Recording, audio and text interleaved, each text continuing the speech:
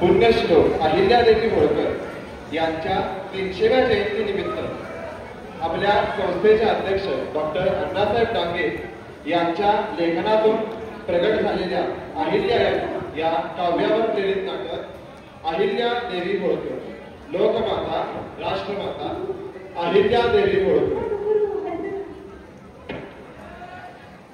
अहिल्या मातांचा जन्म चौंडी या गावी झाला।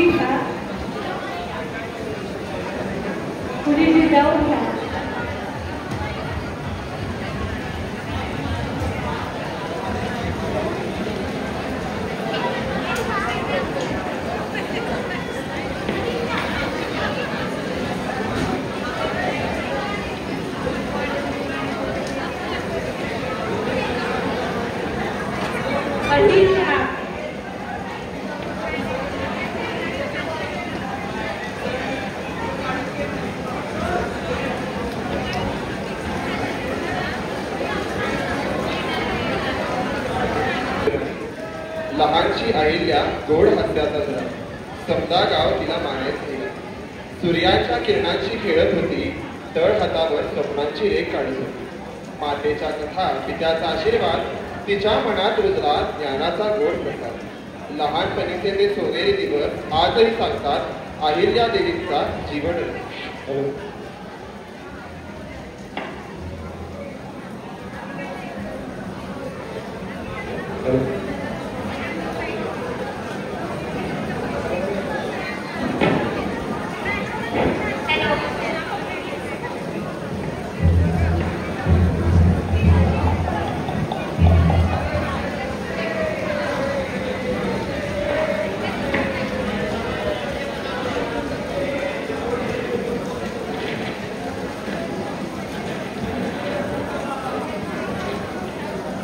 हे मुली इथं काय करत आहे? तुला घोड्याच्या नाकाचा आवाज नाही आला? तुला भीती नाही वाटली? उदायला घोड्याचा शिंगावर आला असता तर तुझ्या अंगाच्या चिंधड्या उडाल्या असत्या।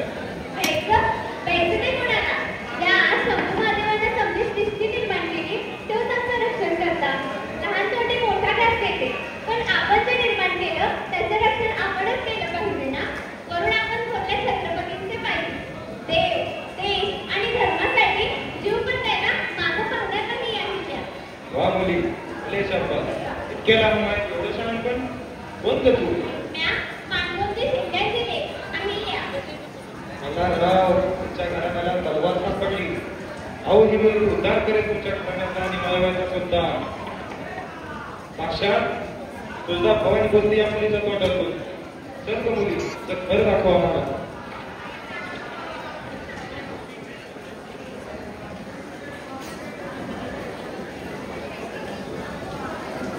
आजारपणी तिने ठरवलं, माळव्यात दीप लावायचं ठरवलं।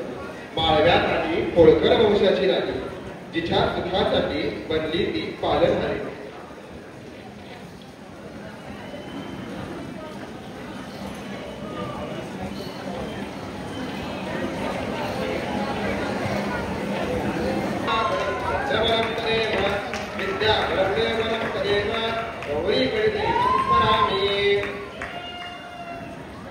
माळव्याला मिळाली नवी राणी, जी झाली सम्राज्य अधिकारी, जी कुशल होऊनी सर्व कार्यात झाली संपूर्ण विश्वाराध्या।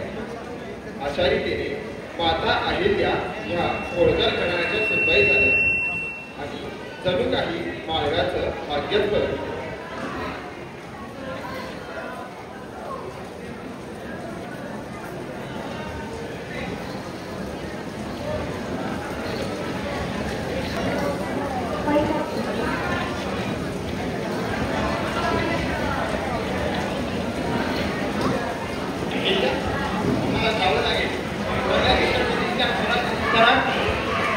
उत्तर दिल्ली आवश्यक आहे। दिल्ली, आग्रा, मथुरा, अवघा छान करतो. स्वराज्य लक्ष्मी जर वाढवायचे असेल तर उत्तर आवश्यक आहे. तुम्ही मार्गदर्शन लक्ष द्या.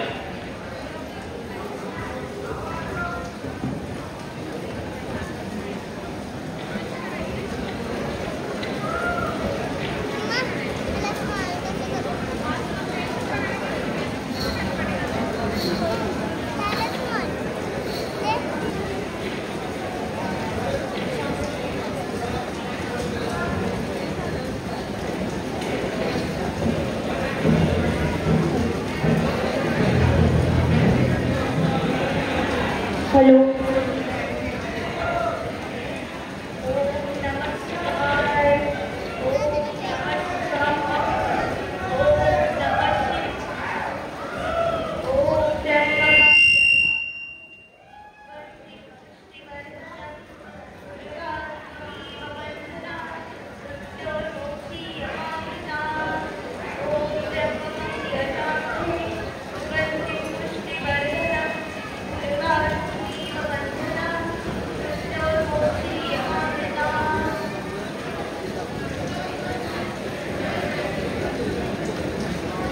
घात झाला बाईसाहेब, घात झाला.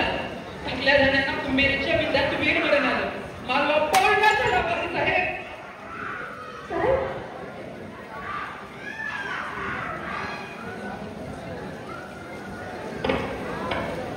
या सौभाग्याला, या ऐश्वर्याला काय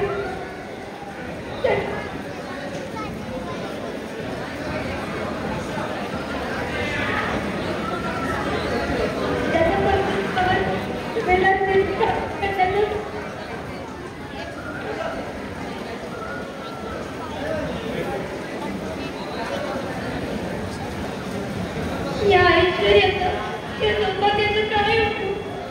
ज्याचं कर्तृत्व व्हावं विलासजींनी काबीज करण्याचं स्वप्न बघत होते, ते स्वप्न आज भंग झालं. आता आमच्या सगळ्यांना काही रस्ता नाही. आम्ही जगून तरी काय उपयोग नाही. आम्ही कैलासाचा वाट घेणार. आम्ही सत्य जाणार. आम्ही याकडे सौभाग्यवती होणार.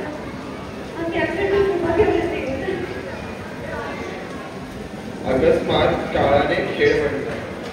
पतीच्या जाण्याने मन सुन्न गेलं. डोळ्यातून वाहिल्या अश्रूंच्या धारा, पण मनात जागवली धैर्याची ज्वाला. अहिल्या देवींनी पतीच्या निधनानंतर सतीदानाचा प्रण केला, पण त्यांच्या पुढ्यामध्ये संपूर्ण विश्वाचा संसार मांडून ठेवला. मल्हाररावांना जेव्हा बातमी कळाली की त्यांची सून अहिल्या सती जातीये, तेव्हा मल्हारराव सुन्न झाले. पहाडासारखा मल्हार ढसा रडू लागला आणि सुनेपुढे विनवणी करू लागला. अहिल्याचा जन्म हा जीव द्यायला नाही तर लाखोंचा जीव वाचवायला झाला.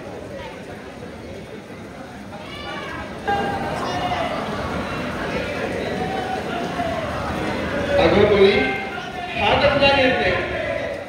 अगं मी माझ्या मुलाला तर गमावलंय, पण जर तूही सती गेली तर माझा संपूर्ण मालवा पोरका होईल. अगं पुरी, तुझा जन्म जीव द्यायला नाही तर लाखोंचा जीव वाचवायला झालाय. अगं काय हा वेडेपणा करतेस? सोडते. अगं उचल भय भंडारा, खेता मार्तंडाचं नाव आणि त्या कीर्तीचा भंडारा समजा जगात पसरू दे. सोड हे, सोड हे.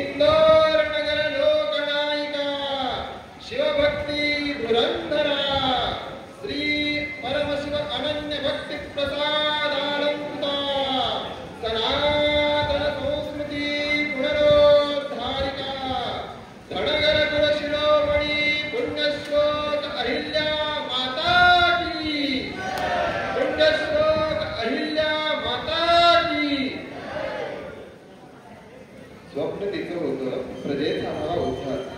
कष्टाने बनली ती स्त्रीत्वाचा आधार. लावली तिने ज्योत न्यायाची, प्रत्येक रुची तिची प्रजेच्या हिताची.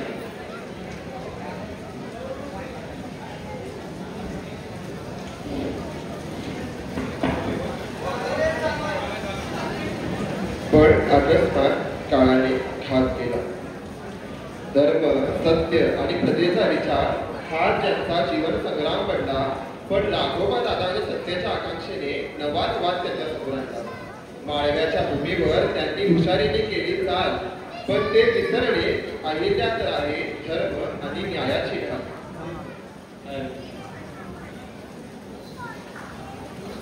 मातोश्री घात झाला. मातोश्री राघोबाबांना लाखोंचं सैन्य घेऊन चित्रात दाखल झाले. आपलं मुलगा मावळं आणि रसद या प्रचंड पेशवाई पुढे भीती पडणार. मावळा संपून जाईल आणि साहेब मावळा संपून जाईल. थोरल्या छत्रपतींची इमान राखणं सुभेदाराच्या धोरणावर चालणं हेच आम्हाला करतं. ज्या पेशवाईच्या आपल्या शनिवार वाड्यात आम्ही लहानाच्या मोठे झालो, जिथे आमचं लग्न झालं, या पेशवाईने आमचा घात केला. मालेगाव गेल्यानंतर सातवण करत राहिलं बाजूला, उलट आमचा सोबतच घात. सांगावा धाडा रत्नाकराव पेशव्यांना, म्हणावं वडील खोल म्हणून या हत्तीवरून साखर वाटून स्वागत करू. पण जर हे बोलकात करायचा प्रयत्न करा तर आम्ही पेशवाई हत्तीच्या पायाखाली देऊ. उठा, ज्ञानातून तलवारी काढा, युद्धासाठीच सज्ज व्हा.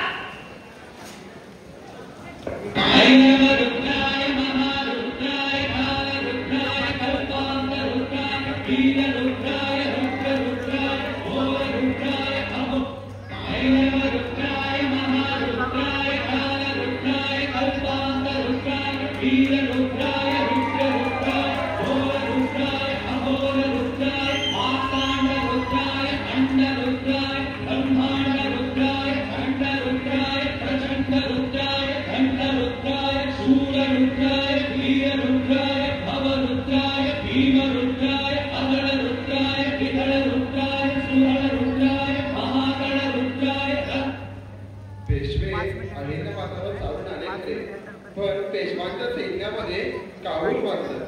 अरे मातोश्री तर साक्षात गंगा भागीरथीच करू. त्यांच्याशी युद्ध करणं म्हणजे छत्रपतींच्या इमानाशी घात करणे.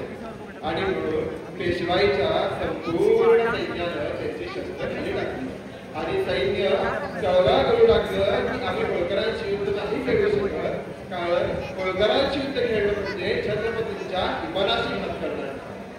अशा रीतीनं पेशवाईच्या युद्धाचा अंत झाला आणि अहिल्याबाई पुन्हा एकदा इंद्रवर राज्य करू लागले.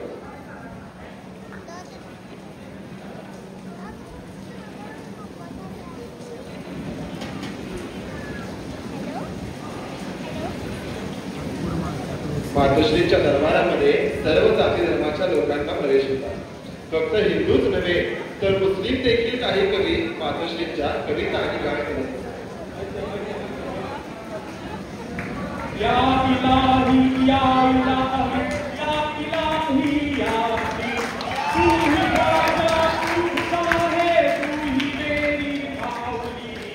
या इलाही या इलाही या इलाही या लाख होंगे उस जहां में सुखदा की मंजिलें. लाख होगी इस जहां में उस खुदा की मंजिलें. पर खुदा तो एक ही है, आप ही मेरी माऊली. या इलाही या इलाही या इलाही या. खुदा के राह पर चलने वाली आप एक पाक नारी है. मैं खुदा का पैगाम एक खाने शरीफ आपको देना चाहता हूँ. अवश्य. मक्केचा मक्केश्वर असो की काशीचा विश्वेश्वर, आम्हा दोघेही चिंतावर. आम्ही जरूर तुमची भेट स्वीकारू.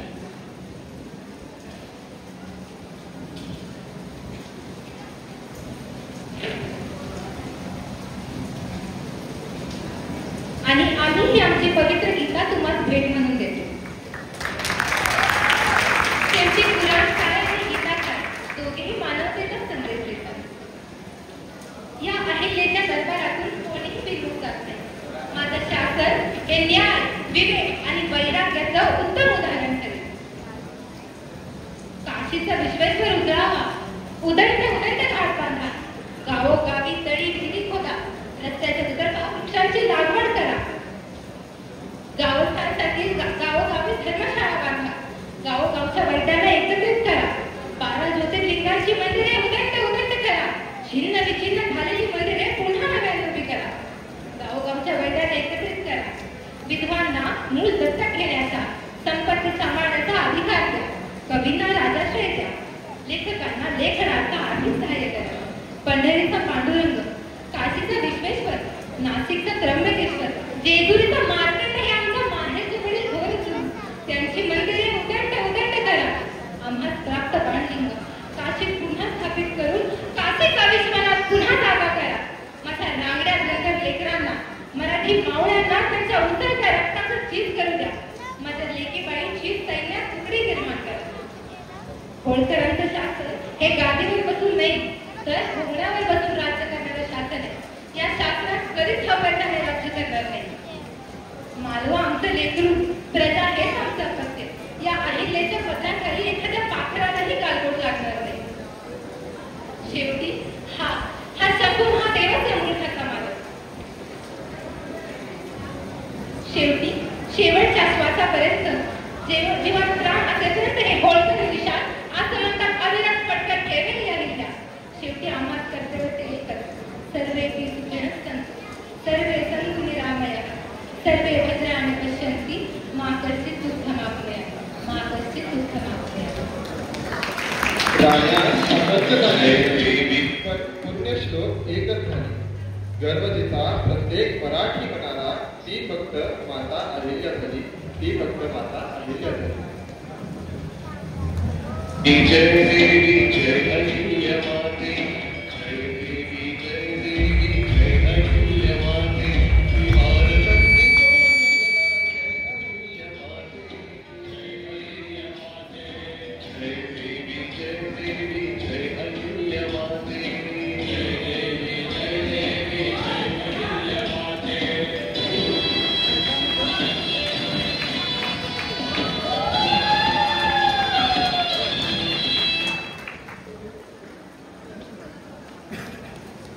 आणि अशा प्रकारे माता अहिल्याने काशीला विश्वेश्वराचं मंदिर बांधलं. फक्त मंदिरच नव्हे तर मातांनी मशिदी बांधल्या, मातांनी चर्च बांधले, मातांनी लाखो घाट बांधले, हजारो मंदिरं बांधली. आणि अशा मातांनी जन्मस्थळ म्हणजे चौथी. आपल्या संस्थेचं भाग्य इतकं मोठं की आपल्या संस्थेचे संस्थापक डॉक्टर अण्णासाहेब डांगे यांनी ज्या अहिल्या मातांनी संपूर्ण भारताला जीर्णोद्धार केला त्यांच्या जन्मस्थळ जीर्णोद्धार करण्याचं भाग्य आपल्या आप्पांना लाभलं होतं आणि आपल्या आप्पांनी तो स्थळ जीर्णोद्धार केला.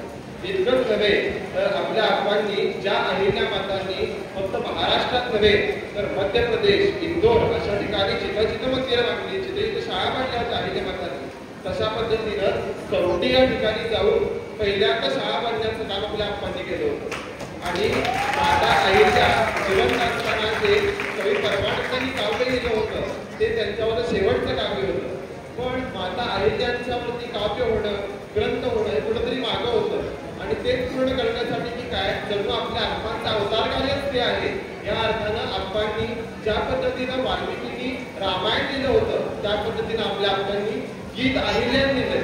आणि इतकंच नव्हे तर अहिल्यादेवी होळकर असेल, होळकरांची राजमुद्रा असेल, असे कित्येक ग्रंथ लिहून आपल्या आप्पांनी तो अहिल्याचा जो विचार आहे आणि दुसरं म्हणजे जे होळकरी निशाण आहे ज्यातला लाल रंग वीरता आणि सफेद रंग ही धर्माच्या शांतीचं प्रतीक आहे तो आत्मपदात फडकत ठेवला. आणि आपल्या प्रत्येकावरची जबाबदारी आहे